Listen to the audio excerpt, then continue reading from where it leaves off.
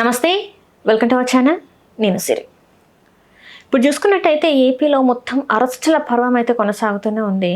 దాంట్లో ప్రముఖ రాజకీయ విశ్లేషకులు చింతా రాజశేఖర్ గారిని కూడా అరెస్ట్ చేస్తున్నట్టు, ఏదైతే కొన్ని సోషల్ మీడియాలో పెట్టిన పోస్టుల వల్ల తన మీద కేసులు పెట్టి అరెస్ట్ చేస్తున్నట్టు కొన్ని వార్తలు అయితే వచ్చాయి, మనం చూసాము. అయితే దానికి సంబంధించి ఈరోజు మనతో మాట్లాడడానికి రాజకీయ విశ్లేషకులు చింతా రాజశేఖర్ గారే ఉన్నారు. మరి ఏమైంది, తన అరెస్ట్ అన్నారు, అన్నీ అన్నారు, మరి ఈరోజు మరి ఇంటర్వ్యూకి అయితే వచ్చారు. మరి ఏంటనేది తన మాటలోనే తెలుసుకునే ప్రయత్నం అయితే చేద్దాం. నమస్కారం సార్.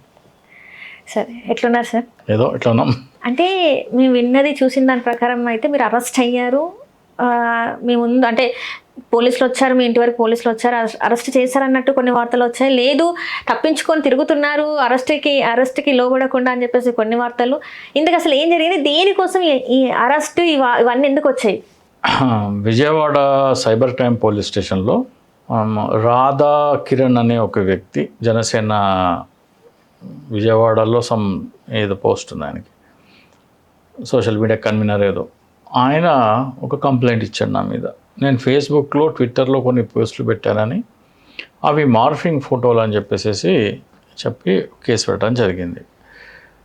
మార్ఫింగ్ ఫోటోలు అంటే మార్ఫింగ్ అంటే ఏంటి, క్యారికేచర్ అంటే ఏంటి కూడా తెలియని వ్యక్తులు కూడా కేసులు పెట్టేస్తున్నారు, పోలీసులు దాన్ని నమోదు చేస్తున్నారు. నేను ఫేస్బుక్లో పెట్టిన పోస్టులు 2 మీకు ప్రింట్లు తీసుకొచ్చాను. ఒకటి ఇది మార్ఫింగ్ అన్నారు. దీన్ని క్యారికేచర్ అంటారు. క్యారికేచర్ అంటే కార్టూన్లు కూడా క్యారికేచర్ కిందకే వస్తాయి. అంటే న్యూస్ పేపర్లో వ్యంగ్యంగా వేసే కార్టూన్లు ఎలాంటివో ఇవి కూడా అలాంటివే. ఇటువంటి కార్టూన్లు తెలుగుదేశం పార్టీ అఫీషియల్ పేజ్లలో కూడా వేస్తారు. జగన్ గారి మీద, జగన్ గారి పార్టీ వైసీపీ వాళ్ళేమో టీడీపీ వాళ్ళ మీద కూడా క్యారికేచర్లు వేస్తూ ఉంటారు.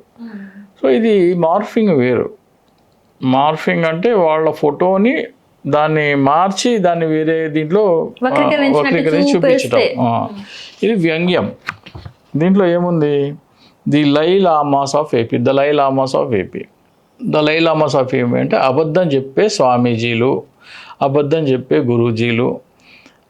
మేకవన్నే పులి అనే అర్థం, గోముఖ వ్యాఘ్రం అంటారు చూసారా, పైకి మాత్రం అమాయకంగా కనపడతారు, లోపల చేసి అన్నీ చేస్తూ ఉంటారు. అలాంటివి దీని ఉద్దేశం.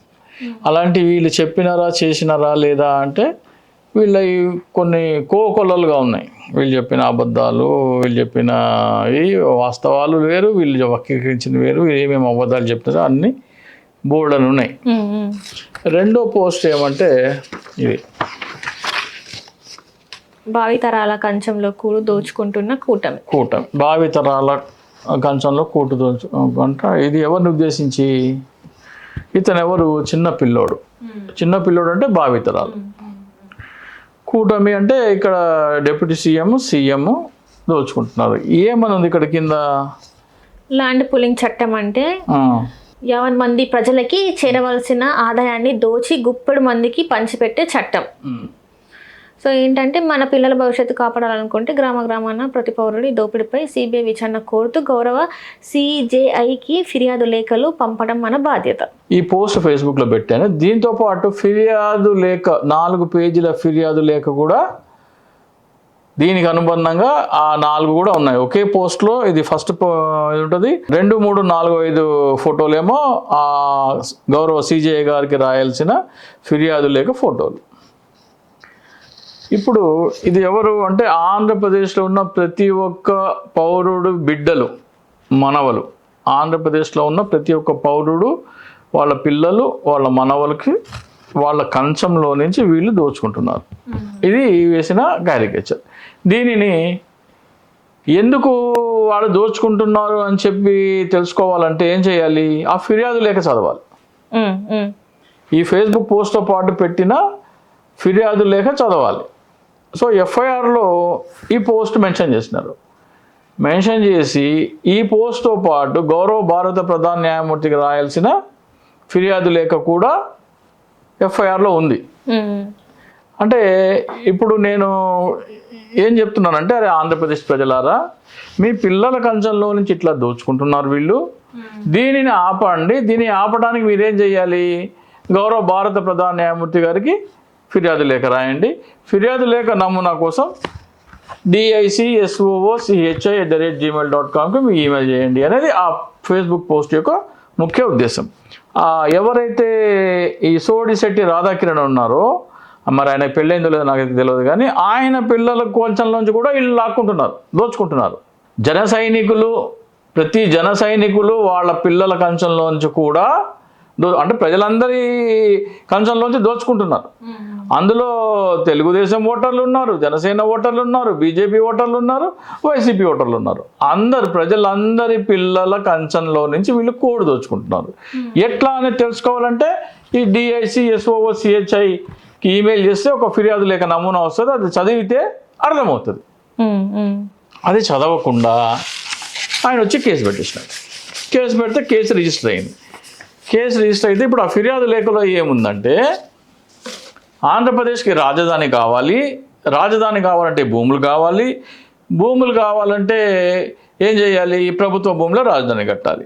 సో చర్చ జరుగుతున్నప్పుడు జగన్మోహన్ రెడ్డి గారు ఏమన్నారంటే, 30,000 ఎకరాల ప్రభుత్వ భూమి విజయవాడ గుంటూరు మధ్యలో ఉంటే అక్కడ రాజధాని కట్టడానికి నాకు అభ్యంతరం లేదు అన్నారు. విజయవాడ గుంటూరు మధ్యలో ప్రభుత్వ భూమిలో రాజధాని కడితే ఏమవుతుందంటే వీళ్ళు తింటారు. ప్రభుత్వ భూమిలో జగన్మోహన్ రెడ్డి గారు చెప్పినట్టు ప్రభుత్వ భూమిలో రాజధాని కడితే ఎవరు తింటారు? ఈ పిల్లలు తింటారు. ల్యాండ్ పూలింగ్లో అయితే వీళ్ళు తింటారు. ల్యాండ్ పూలింగ్లో అయితే వీళ్ళ అనుయాయులు, వీళ్ళ మంది మార్బలని తింటారు. దానికి ఉదాహరణ ఏంటంటే, మన రాజధాని డిక్లేర్ చేయకముందర అక్కడ ఎకరం 10 లక్షలు, 8 లక్షలు, 10 లక్షలు, 12 లక్షలు. ఇది నేను చెప్తున్న మాట కాదు, అక్కడ ఉద్యమం చేసిన రైతులు చెప్పిన మాటనే. బాలకోటయ్య అని ఉంటాడు. బాలకోటయ్యని ఒకనొక ఇంటర్వ్యూలో అక్కడ ఈ ల్యాండ్ పూలింగ్ చట్టం రాకముందర ఎంతయ్యా అక్కడ ఎకరం అంటే 10 లక్షలే ఉందంట కదంటే, కొన్ని చోట్ల 5 లక్షలే ఉంటుంది అని ఆయన ఇంటర్వ్యూలో చెప్పినాడు. ఆయన స్వయాన బాలకోటయ్య చెప్పిన మాటలు ఏంటంటే కొన్ని చోట్ల 5 లక్షలు కూడా ఉంది అన్నారు. జగన్మోహన్ రెడ్డి ఏమన్నారు? ప్రభుత్వ భూమిలో రాజధాని కట్టమన్నారు. ప్రభుత్వ భూమిలో రాజధాని కడితే ఏం చేయాలా? వీళ్ళందరి దగ్గర భూమి కొనాలా. 5, 7, 8, 10, 12 అట్లా ఉంది. ఆ రేటుకి ఇస్తే ఎవరు భూములు ఇవ్వకపోవచ్చు. అప్పుడు ప్రభుత్వం ఏం చేయాలా? దానికి డబల్ ఇవ్వాలా. బాబు నువ్వు 10 లక్షలు అనుకుందామే యావరేజ్, నీకు 20 లక్షలు ఇస్తాను, నీ భూమి ఇచ్చేసే ప్రభుత్వానికి, ప్రభుత్వం నీకు 20 లక్షలు ఇస్తుంది ఎకరాకి, సరిపోతుంది. నువ్వు బయట వెళ్ళి 2 ఎకరాలు కొనుక్కో. లేదు నేను వ్యవసాయమే చేసుకుంటా అంటే ఇక్కడ రాజధాని పరిధిలో ఎకరం భూమి ఇవ్వు, రాజధాని బయట ఇక్కడ ఏవైతే పంటలు పండుతాయో అదే భూమి 2 ఎకరాలు ఇస్తామని ప్రభుత్వం చెప్తే అందరూ భూములు ఇచ్చేసి వెళ్ళిపోయేవారు. అప్పుడు మొత్తం ఏమవుతుంది? అది ప్రభుత్వ భూమి అవుతుంది. ప్రభుత్వ భూమి అయితే ఇప్పుడు ఏమైంది? ఈ ల్యాండ్ పూలింగ్ చట్టం ఏంటంటే, నువ్వు ఎకరం ప్రభుత్వానికి ఇస్తే ప్రభుత్వం నీకు 1250 నుంచి 1450 గజాలు భూమి ఇస్తుంది. 1250 అనుకుందాం. 1250 గజాలు భూమి ఇస్తే ఎకరానికి 25% అవుతుంది. ఆ భూమి ఉదాహరణకి ఒక చెప్తాను. ఫర్ ఎగ్జాంపుల్ పయ్యావుల కేసు ఉన్నారనుకోండి, ఆయన 3 ఎకరాలు 4 ఎకరాలు ఉన్నారు. అక్కడ ఎకరం 8 లక్షలు ఎంతో చేసుకున్నారు ఆయన కనుక ప్రభుత్వానికి ల్యాండ్ పూలింగ్ ఇస్తే, అంటే సిఆర్డీఏ పరిధిలో భూమి ఉంటాయి అనేది ల్యాండ్ పూలింగ్ ఇస్తే ఏమవుతుంది? ప్రభుత్వం ఆయనకి 1250 గజాలు ఇస్తుంది ఎకరానికి. ఆ 1250 గజాలు గజం లక్ష అనుకోండి, 12.5 కోట్లు. 8 లక్షలకు భూమి కొని ప్రభుత్వానికి ల్యాండ్ పూలింగ్ ఇస్తే ఆయనకి 1250 గజాలు వచ్చింది అనుకోండి. గజం లక్ష అయితే 12.5 కోట్లు, గజం 50,000 అయితే 6.25 కోట్లు, గజం 40,000 అయితే 5 కోట్లు. అంటే 8 లక్షలు పెట్టు, గవర్నమెంట్కి ఇయ్యి, గవర్నమెంట్ ఇచ్చే ప్లాట్లతో కోట్లు సంపాదించుకో. ఇది ల్యాండ్ పూలింగ్ చట్టం. జగన్మోహన్ రెడ్డి ఏమన్నారు? ఆ భూమి ప్రభుత్వమే కొంటే లాభం ప్రభుత్వానికి వస్తుంది అన్నారు. జగన్మోహన్ రెడ్డి ఏమన్నారంటే, ఈ పిల్లలు తినాలా. జగన్మోహన్ రెడ్డి గారి పథకం ఏంటి? ఈ పిల్లలు తినాలా. జగన్మోహన్ రెడ్డి గారి ప్రభుత్వ భూములు రాజధాని కట్టమంటే ఈ పిల్లలు, ఆ భూమి విలువ లాభం ఏదైతే ఉందో ఈ పిల్లలు తినాలా. వీళ్ళు తెచ్చిన ల్యాండ్ పూలింగ్ ఏంటి? ఈ పిల్లల కంచం నుంచి మేము తింటాం. ఇది ఆ ఫేస్బుక్ పోస్ట్ యొక్క ముఖ్య ఉద్దేశం. దాని మీద కేసు పెట్టేశారు. అరే కేసు పెట్టిన ఆ సోడిశెట్టి రాధాకిరణ్కి నీ పిల్లల కోసమే బాబు, ఈ పోస్ట్ నీ పిల్లలు కూడా ఉన్నారు, మీ అక్క చెల్లెలు ఉంటే మీ పిల్లలు ఉన్నారు, జన సైనికుల పిల్లలందరూ ఉన్నారు, తెలుగుదేశం వాళ్ళ పిల్లలందరూ ఉన్నారు, వాళ్ళందరూ బాగుపడాలి అని చెప్పి ఆ ఫేస్బుక్ పోస్ట్ యొక్క ఉద్దేశం. మీకు ఏమైనా అనుమానాలు ఉంటే ఫిర్యాదు లేఖ DICSOOCHIకి మీరు ఈమెయిల్ చేసి ఆ ఫిర్యాదు లేఖ పంపించమంటే ఆ ఫిర్యాదు లేఖ చదువుకొని అది రైట్ రాంగా నిర్ధారించుకోవాలి. రైట్. వెళ్ళి కేసు పెట్టేయటం ఏంది, కేసు పెట్టేసేసి కేసు ఏమో రిజిస్టర్ అయింది. ఇప్పుడు దాని మీద క్వాష్ పిటిషన్కి వైసీపీ పార్టీ అడ్వకేట్ని అరేంజ్ చేస్తారు. మీరు చేసుకుంటారా, మమ్మల్ని న్యాయ సాయం అందించమంటారా అని అడిగారు. మెచ్చుకోవాలా. రైట్ సార్, మరి చూద్దాం ఏం జరుగుతుందో, ఎవరు ఎట్లా రియాక్ట్ అవుతారో, అది ఎక్కడి వరకు వెళ్తుంది. ఇప్పుడు దీనివల్ల ఏమైందంటే పవన్ కళ్యాణ్ గారు డీజీపీ గారిని సిఐడికి ఎంక్వైరీ చేయండి అని ఆదేశిస్తారా, లేకపోతే సిబిఐకి లెటర్ రాస్తారా? చంద్రబాబు నాయుడు మీద సిఐడి కేసు పెడతారా పవన్ కళ్యాణ్ గారు, చంద్రబాబు నాయుడు మీద సిబిఐ కేసు పెడతారా అని మేము వేచి చూడాలి.